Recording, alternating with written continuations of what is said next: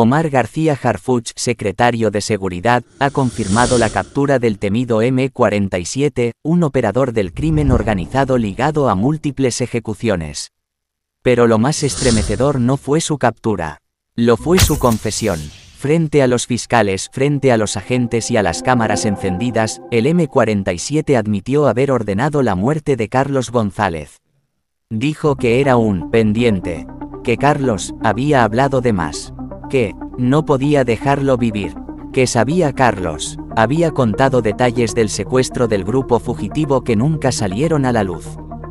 Llevaba consigo una verdad que alguien quería enterrar con él. Esta no es solo la historia de un crimen. Es la continuación de una tragedia que comenzó cuando 5 jóvenes músicos salieron a tocar y nunca regresaron. Es el eco de una masacre que aún resuena. Y es la prueba de que, en este país, el silencio no siempre protege, a veces condena. Se rompe el silencio. Esta es la biografía final de Carlos González. Y el inicio de una verdad que no podrá ser callada. Las calles de Jalisco hervían de tensión. La noticia corría como fuego sobre rastrojo seco. El gobierno había activado una operación especial para capturar al M-47, uno de los sicarios más buscados y temidos del país. El nombre real del M-47 era desconocido para la opinión pública, pero su alias era suficiente para provocar escalofríos incluso entre los elementos más curtidos de la policía. Había participado en ejecuciones masivas, desapariciones forzadas, torturas, extorsiones, y sobre todo, era el principal sospechoso del brutal ataque contra los integrantes del grupo fugitivo, quienes fueron calcinados y desaparecidos tras una presentación en el norte del país. Carlos González, el único sobreviviente, había escapado milagrosamente, pero solo para ser ejecutado meses después. El asesinato de Carlos encendió las alarmas y presionó a las autoridades como nunca antes. La orden era clara: capturar al M-47 con vida, a cualquier costo. La cacería comenzó con un rastreo exhaustivo de llamadas, ubicaciones GPS y testimonios. Durante semanas, agentes encubiertos se infiltraron en los bastiones del crimen organizado. Era un terreno minado, no solo en sentido figurado. Cualquier paso en falso significaba una emboscada, un levantón, una muerte segura. Pero Harfuch, determinado a limpiar su nombre y cumplir su promesa de justicia, no dio marcha atrás. Un informante clave se presentó una noche en un operativo encubierto. Nadie sabía su identidad, solo decía tener lo que Harfuch quería oír. Contó que el M-47 estaba escondido en una finca abandonada en Tepatitlán, protegido por al menos 15 hombres fuertemente armados. Según dijo, el M-47 no planeaba huir. Tenía una red de protección que incluía a exmilitares, halcones y hasta funcionarios corruptos.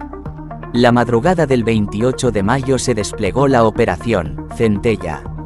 Participaron más de 300 elementos entre fuerzas especiales, Guardia Nacional y Policía Estatal. Harfuch, como ya lo había hecho en ocasiones anteriores, se puso el chaleco antibalas y salió al frente.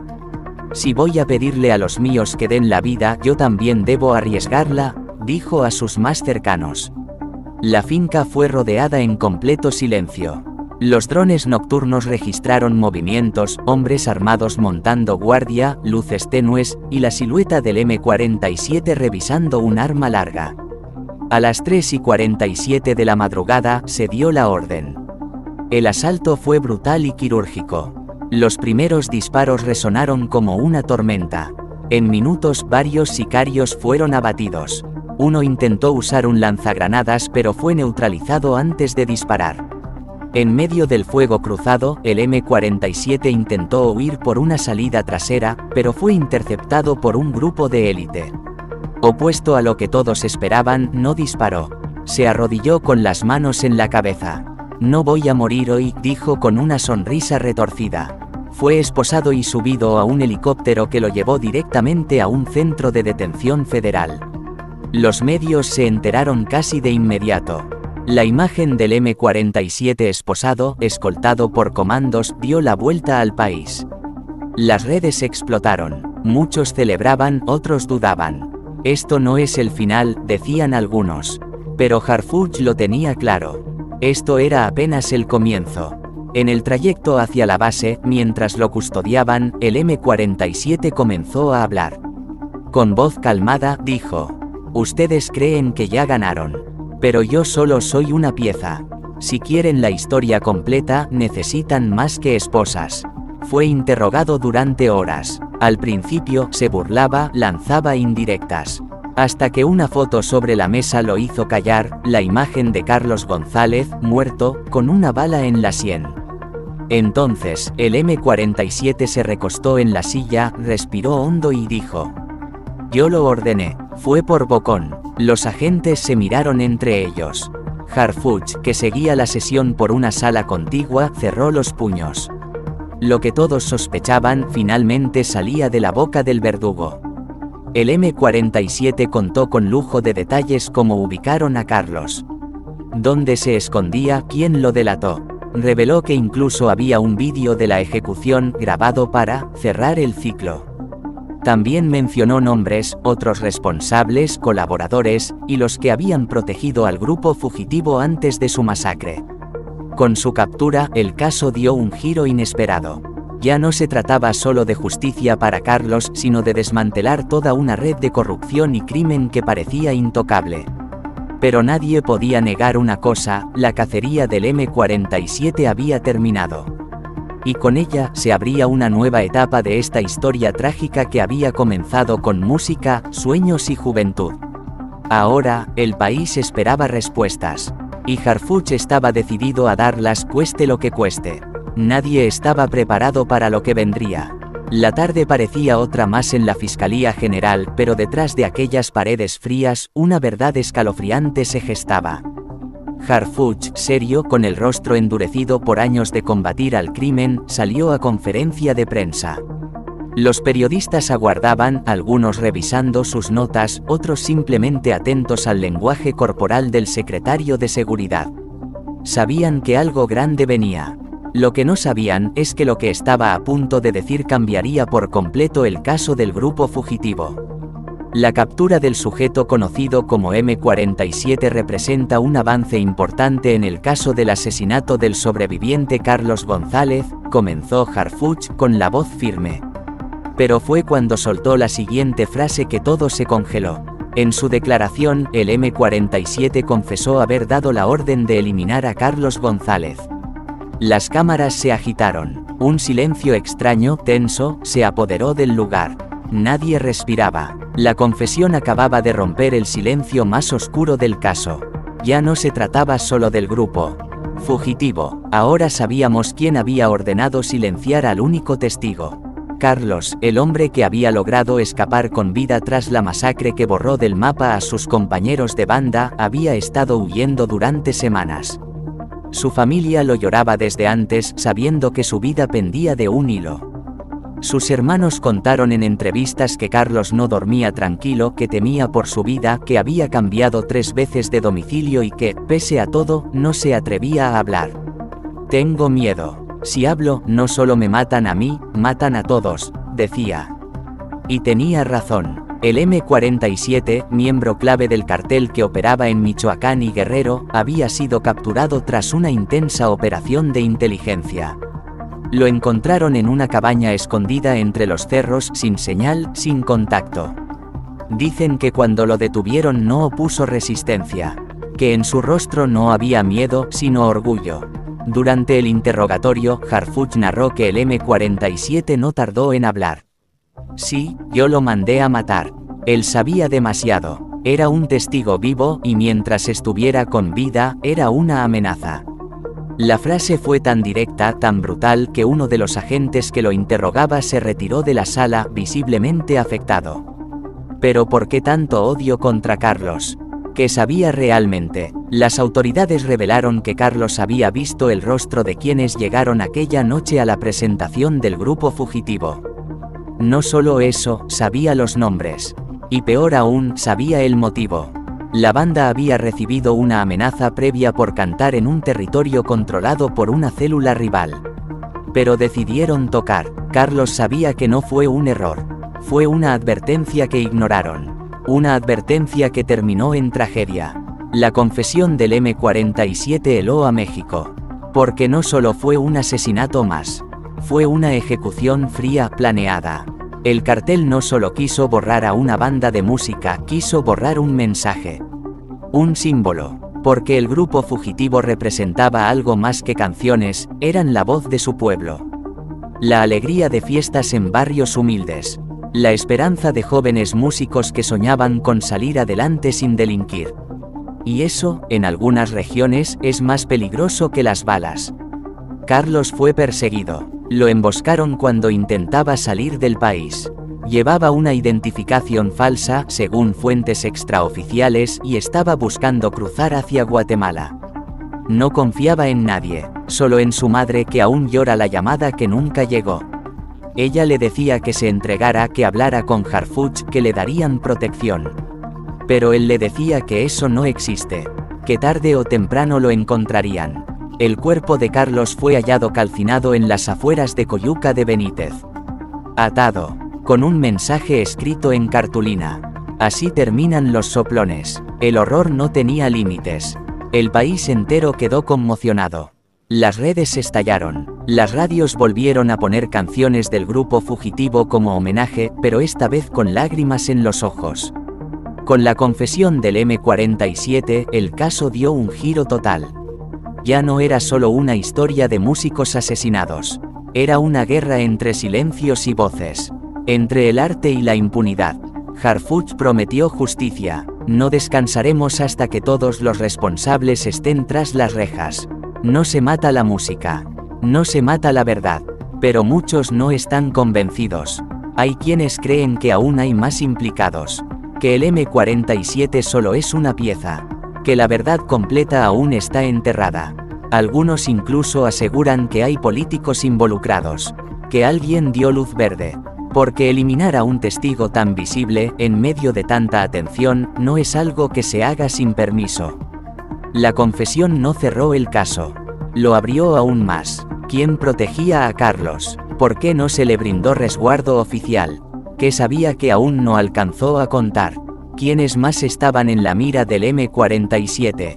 Y, lo más escalofriante, ¿cuántos más deben morir antes de que se haga justicia?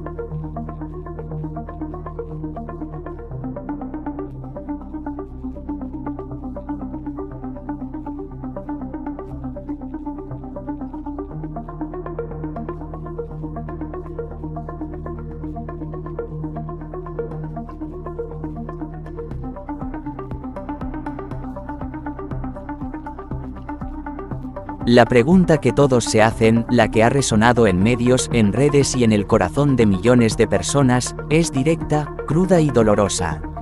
¿Por qué Carlos González fue un objetivo? ¿Por qué alguien querría silenciarlo de forma tan brutal? ¿Qué sabía Carlos que no debía salir a la luz? Para entender eso, hay que retroceder. No al día que lo mataron, sino al día en que el grupo fugitivo fue emboscado. Esa noche maldita en que una banda de músicos alegres, humildes y con sueños fue acallada a tiros y fuego. Carlos González no solo sobrevivió. Carlos vio todo. Fue testigo directo de la masacre. Y no se trató de un ataque fortuito, de un crimen pasional, ni de un ajuste de cuentas común. No, fue una ejecución. Carlos lo sabía. Desde el primer momento supo que no fue casualidad que hubieran atacado precisamente esa presentación, en ese lugar, con ese público. Él lo dijo en varias ocasiones a su círculo más íntimo: nos vendieron. Alguien nos entregó. Desde ese instante Carlos se convirtió en una amenaza. No solo para los sicarios que ejecutaron la orden, sino para quienes estaban por encima. Porque lo que nadie se atrevía a decir en voz alta era que la masacre del grupo fugitivo tenía nombre y apellido. Detrás del ataque había intereses del crimen organizado, territorios en disputa, y sobre todo, mensajes que querían enviar. Carlos, aunque intentó alejarse, seguía siendo el último eslabón de esa cadena rota. El único que podía testificar. El único que con una sola entrevista podía derrumbar la fachada de muchas personas intocables. Las primeras semanas después del atentado, Carlos no hablaba. Se escondía. Cambiaba de teléfono cada 2 días. Apenas dormía. Su familia vivía aterrada. Su madre contaba que no podía ni siquiera ver noticias. Cada vez que aparecía el nombre del grupo fugitivo, ella bajaba el volumen, rompía en llanto y rezaba por su hijo. Ese muchacho no debería estar huyendo, debería estar protegido, decía.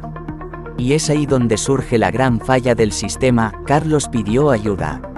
La pidió y no la recibió. Él quería hablar, pero tenía miedo. Y ese miedo, en vez de disiparse, crecía cada día más. La gente a su alrededor le decía, no te metas. Quédate callado. Olvídate de todo. Pero Carlos no podía, porque cada noche cerraba los ojos y veía los cuerpos de sus amigos tirados, gritando, ardiendo. Porque cuando él escapó entre el monte, herido y temblando, juró que si sobrevivía, contaría la verdad. Y eso lo convirtió en el blanco número 1. No lo mataron antes porque querían saber hasta dónde estaba dispuesto a hablar. Si se quedaba callado, tal vez lo dejaban vivir. Pero apenas comenzaron a circular rumores de que Harfuch se había reunido con su familia, de que se preparaba un testimonio protegido, de que Carlos daría los nombres, ahí fue donde se activó la orden. Mátalo. Y hazlo de forma ejemplar. Por eso no solo lo asesinaron. Lo capturaron, lo torturaron y lo calcinaron vivo. Para que nadie más como él se atreviera a hablar. Para enviar un mensaje. Si te atreves a abrir la boca, este es tu destino. La confesión del M47 solo confirmó lo que muchos temían. Carlos era el último testigo incómodo, y los que mandan, los que controlan desde las sombras, no podían permitir que hablara. Pero hay más. Hay versiones no oficiales que aseguran que Carlos tenía algo más que recuerdos. Que guardaba un audio. Una grabación de una llamada telefónica entre un intermediario y uno de los líderes criminales donde se mencionaba la orden. Carlos, dicen, tenía esa grabación escondida en una USB que le entregó a alguien de confianza. Ese alguien aún no ha hablado. Por eso, su muerte es aún más grave. Porque no mataron solo a un músico. Mataron la verdad, y lo hicieron sabiendo que el país entero estaría mirando.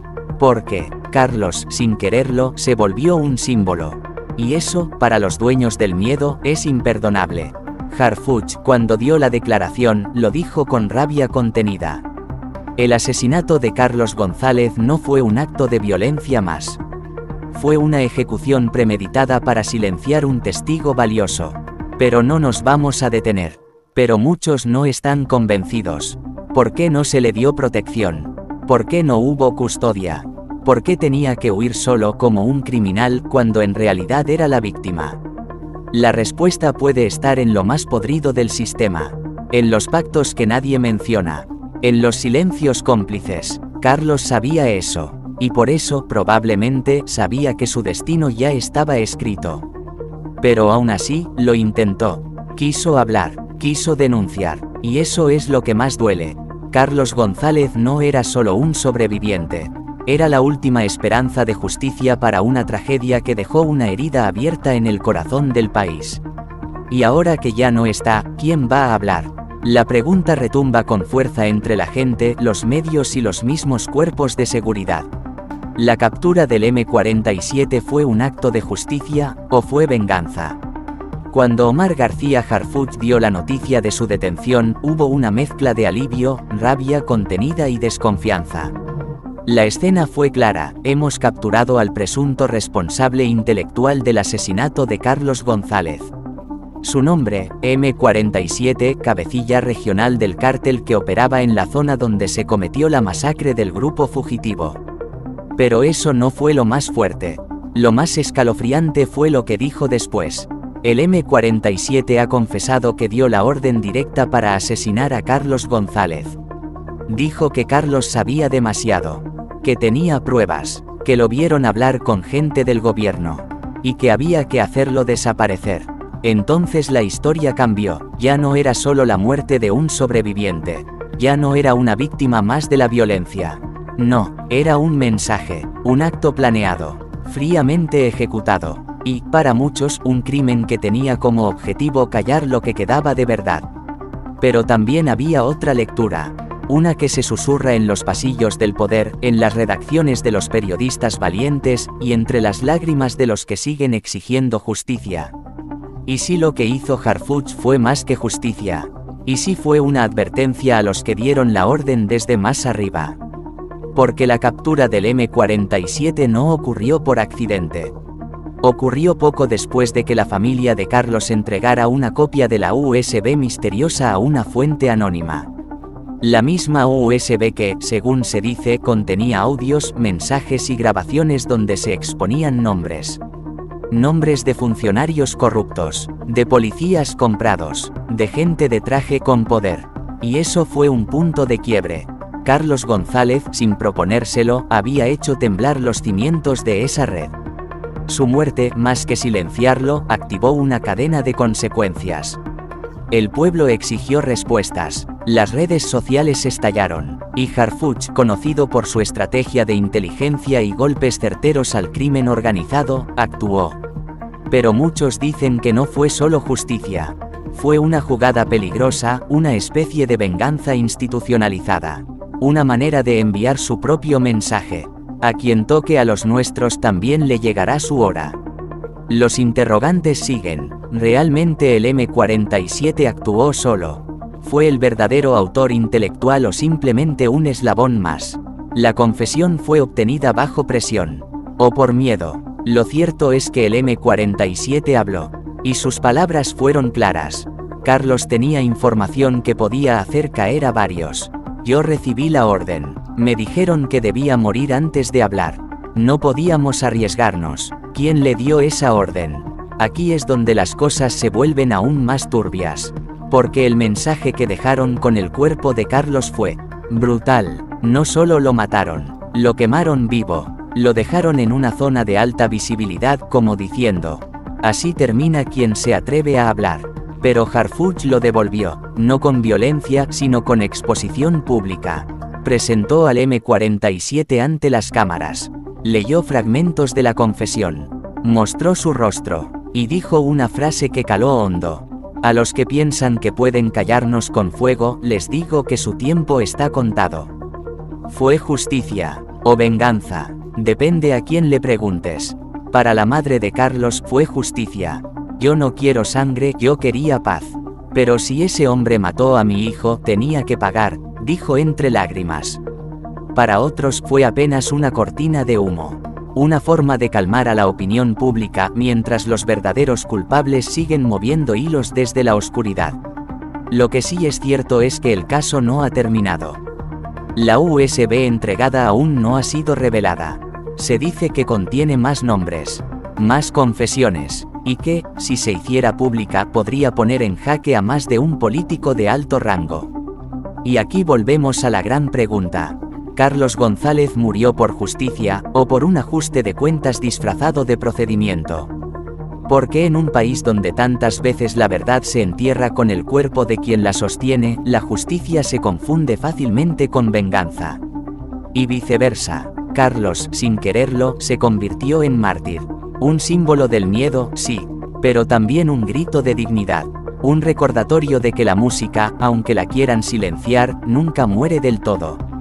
Dicen que cuando la música nace del alma, ni la muerte puede silenciarla por completo.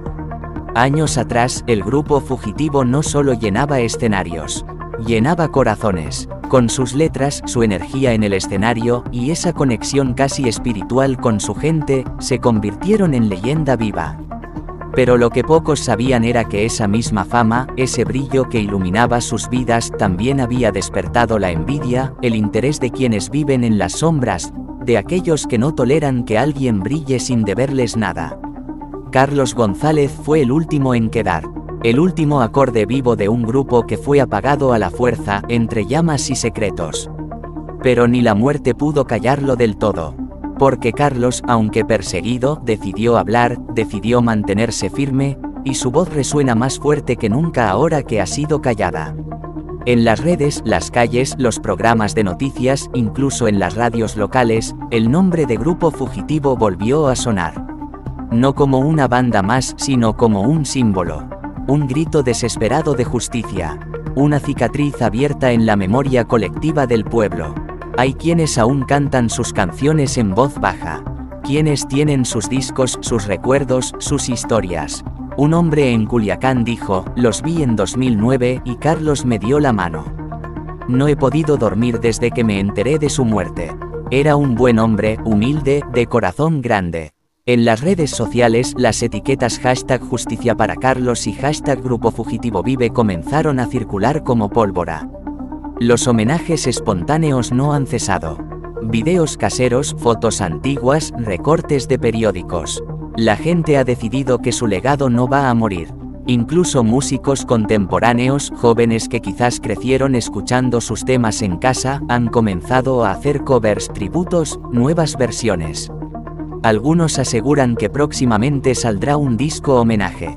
Y otros, más reservados, dicen que hay canciones inéditas que Carlos guardaba, y que podrían ver la luz en los próximos meses. Si es verdad o no, el tiempo lo dirá. Pero una cosa es cierta, el eco del Grupo Fugitivo sigue vibrando en el aire. Pero no solo su música vive. También vive el coraje, la valentía de denunciar, la resistencia a callar. Carlos González no murió en vano. Su historia ha encendido una chispa en una sociedad, muchas veces acostumbrada a mirar hacia otro lado. En entrevistas recientes, la madre de Carlos habló con una dignidad desgarradora. Dijo, mi hijo cantaba porque eso lo hacía libre. Y hasta su último día, eligió ser libre. No se vendió, no se dobló. Lo mataron, sí, pero nunca lo vencieron. La justicia comenzó a moverse. Harfuch ha prometido ir hasta las últimas consecuencias. Y si bien queda mucho por descubrir, el caso de Carlos ha abierto una puerta que ya no se puede cerrar.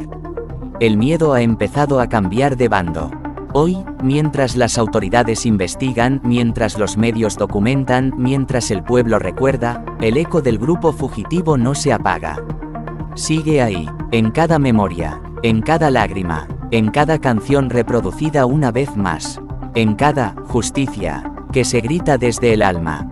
Carlos González y sus compañeros se han convertido en símbolos de algo más grande que la música. Son la representación de una lucha, de una verdad que, por más que intenten sepultar, sigue emergiendo. Porque cuando la gente se une, cuando se canta en voz alta, ni los silencios más oscuros pueden contra la luz. Y así, el legado del Grupo Fugitivo continúa. No en los escenarios, no en las portadas de discos, sino en el corazón de quienes creen que la verdad merece ser contada. Gracias por acompañarnos hasta el final de esta historia. Si este relato te conmovió, te invitamos a compartirlo para que la voz de Carlos González y del Grupo Fugitivo nunca se apague. Estás en Secretos de Historia, tu canal donde lo oculto se revela y donde las historias que merecen justicia tienen voz. Dale like, suscríbete y activa la campanita para más contenido como este. Y por favor, comenta con respeto. Gracias por llegar hasta aquí.